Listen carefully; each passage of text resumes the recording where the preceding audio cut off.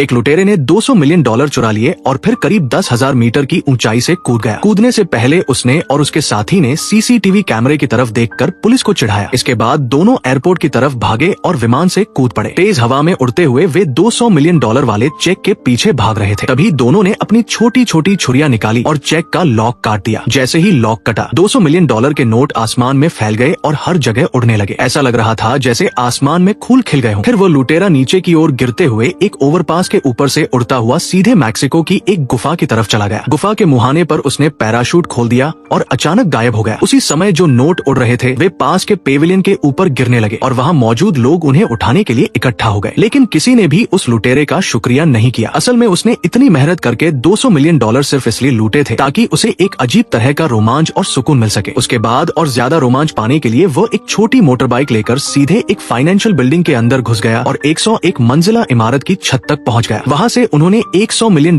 के हीरे चुरा लिए और 1000 ग्राम के डायमंड लेकर बिल्डिंग से बाहर निकल गए। फिर लुटेरे ने हवा में पैराशूट खोला और हीरे अपने साथियों को दे दिए। इसी दौरान लुटेरे का इंटर्न ल्यूक एक बड़ा रहस्य पता लगाता है। ल्यूक समझ जाता है कि ये लुटेरे असल में उची की 8 वे एक्सट्रीम चैलेंज नाम की एक खतरनाक चुनौती को पूरा कर रहे हैं। ये चैलेंज जापान के एक्सट्रीम एथलीट उची ने प्रकृति का सम्मान करने के लिए बनाया था। लेकिन दुनिया के सबसे बड़े एथलीट भी अपनी पूरी जिंदगी में सिर्फ एक ही चैलेंज पूरा कर पाते हैं। यहाँ तक कि उची खुद तीसरे चरण में मर गया था। लेकिन ये लुटेरा 3 चैलेंज पहले ही पूरा कर चुका है। अफ्रीका का मुरामा पर्वत, मैक्सिको की यांत्जे गुफा और एक और खतरनाक प्राकृतिक चुनौती। हर चैलेंज के दौरान वह बैंक से पैसे लूटता है और बाद में उन पैसों से जरूरतमंदों की मदद करता है। बाद में ल्यूक को पता चलता है कि ग्रेट व्हाइट शार्क वाले समुद्री इलाके में एक और 10 साल में आने वाली खतरनाक लहर बनने वाली है। उसे यकीन हो जाता है कि लुटेरा वहीं जाएगा ताकि उची के 8 वे चैलेंज का चौथा मिशन वाटर फॉरेस्ट पूरा कर सके। जैसा उसने सोचा था वैसा ही हुआ। जिस दिन ल्यूक उस जगह पहुंचा उसने देखा कि वही लुटेरा समुद्र में तैर रहा है। ल्यूक तुरंत एक एक्सट्रीम एथलीट का भेष बनाकर सर्फ बोर्ड लेकर समुद्र की लहरों में कूद पड़ा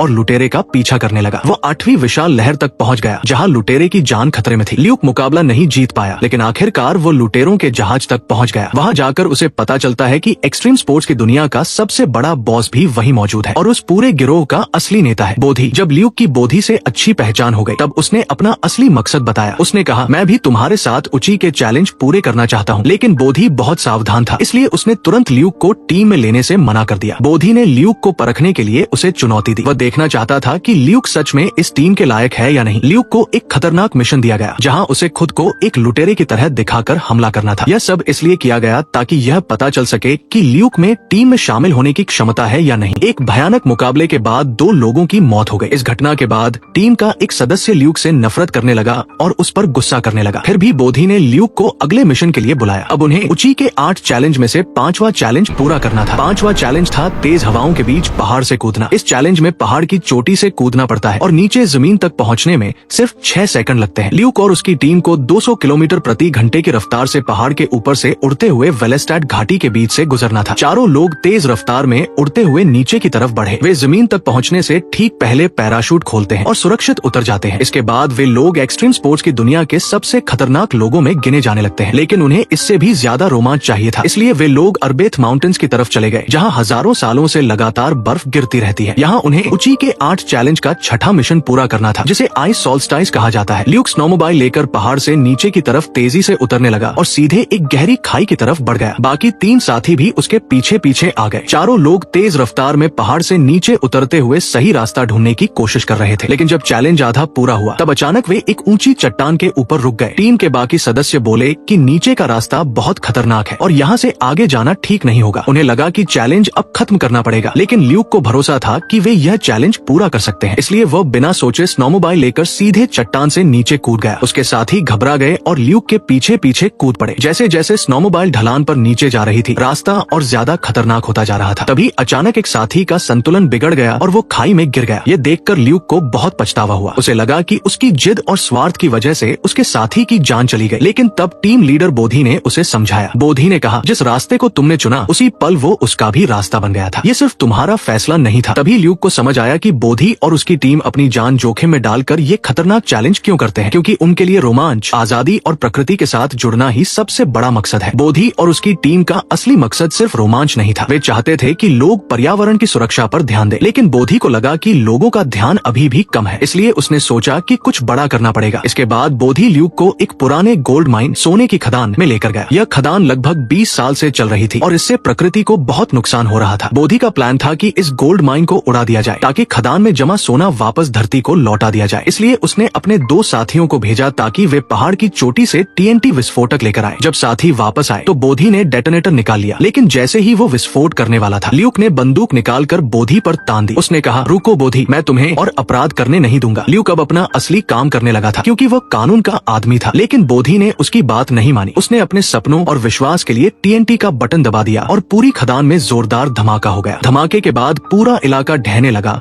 और सबको वहाँ से भागना पड़ा। इसके बाद बोधी और उसकी टीम वेनेजुएला की ओर निकल गए क्योंकि उन्हें अगला चैलेंज पूरा करना था। ये था 7वां challenge, Angel Falls. Angel Falls दुनिया का सबसे ऊंचा झरना है जिसकी ऊंचाई लगभग 1000 मीटर है। यहाँ उन्हें बिना किसी सुरक्षा के 90 डिग्री की सीधी चट्टान पर चढ़ना था। तीनों लोग सिर्फ अपनी उंगलियों और पैरों की ताकत से धीरे धीरे ऊपर चढ़ रहे थे। अगर जरा सा भी पैर फिसल जाता तो वे सीधे गहरी खाई में गिरकर मर जाते। चढ़ाई के दौरान एक जगह मजबूत पकड़ नहीं मिल पाई और टीम का एक सदस्य सिर्फ एक हाथ से चट्टान पकड़कर हवा में लटक गया। उसने ऊपर चढ़ने की बहुत कोशिश की, लेकिन आखिरकार उसकी ताकत खत्म हो गई और वो गहरी खाई में गिरकर मर गया। ये देखकर भी ल्यूक ने हार नहीं मानी। वह बोधी को पकड़ने के लिए आखिरी ताकत लगाकर ऊपर चढ़ गया। जब वह ऊपर पहुंचा तो उसने बोधी से कहा कि अब तुम सरेंडर कर दो, लेकिन तभी अचानक बोधी ने अपनी आंखें बंद की और झरने से पीछे की तरफ कूद गया। ल्यूक भी उसके पीछे गिर गया। ल्यूक को लगा कि अब दोनों मर जाएंगे, लेकिन वे नीचे पानी में गिर गए और तेज नदी की धारा उन्हें बहा कर ले गई। ल्यूक किसी तरह बच गया। बोधी ने ऐसा इसलिए किया था ताकि ल्यूक को समझा सके कि ओजाकी के 8वें चैलेंज का असली मतलब क्या है। इन चैलेंज का मकसद सिर्फ रोमांच नहीं बल्कि प्रकृति की ताकत को समझना और उसका सम्मान करना है। बोधी का मानना था कि हमारी सभ्यता के सितारे हमें समुद्र की ओर ले जाते हैं। इसी वजह से उसने अपनी जिंदगी का आखिरी और सबसे खतरनाक मिशन शुरू किया। ये था 8वां और अंतिम चैलेंज, जिसे पूरा करने के लिए उसे समुद्र की सबसे खतरनाक लहरों का सामना करना था। लेकिन ये चैलेंज लगभग मौत को गले लगाने जैसा था। ल्यूक को ये बात अच्छी तरह पता थी। उसे अपने बचपन की याद आई जब वो अपने पिता के साथ यहाँ आया था। उसके पिता डॉक्टर थे और उन्होंने उसे बताया था कि अगर कोई इंसान इन खतरनाक लहरों के बीच चला जाए तो वापस लौट कर आना लगभग नामुमकिन होता है। ल्यूक ने बोधी से कहा, अगर तुम वहाँ गए तो शायद वापस नहीं आओगे। लेकिन बोधी ने मुस्कुराकर जवाब दिया, क्या ये खूबसूरत नहीं? यही मेरा रास्ता है। जब ल्यूक को पता चला कि बोधी अपनी जान देकर भी 8वां चैलेंज पूरा करना चाहता है तो उसके मन में बहुत बड़ा संघर्ष हुआ। आखिरकार उसने फैसला किया कि वह बोधी को गिरफ्तार नहीं करेगा बल्कि वह उसके सपने को पूरा होते हुए देखेगा। ल्यूक हेलीकॉप्टर की तरफ मुड़ गया और बोधी ने अपनी मछली पकड़ने वाली नाव के इंजन को पूरी ताकत से चला दिया। तेज हवा के बीच उसने सर्फिंग बोर्ड उठाया और विशाल लहरों की तरफ दौड़ पड़ा। कुछ ही देर बाद समुद्र में 9वें स्तर की खतरनाक लहर उठी। बोधी उस विशाल लहर के अंदर चला गया और धीरे धीरे उसका शरीर पूरी तरह समुद्र में समा गया। वह फिर कभी समुद्र की सतह पर वापस नहीं आया। ल्यूक के दिल में ये बात साफ थी कि बोधी के लिए सबसे सही जगह यही थी, एक्सट्रीम स्पोर्ट्स की दुनिया। लेकिन अंत में कहानी हमें यह भी सिखाती है कि सपने चाहे कितने भी बड़े क्यों न हो, उन्हें पूरा करने के लिए अपराध करना सही नहीं होता। और एक सच्ची सलाह ये है कि बहुत ज्यादा खतरनाक एक्सट्रीम स्पोर्ट्स से हमेशा दूर रहना चाहिए।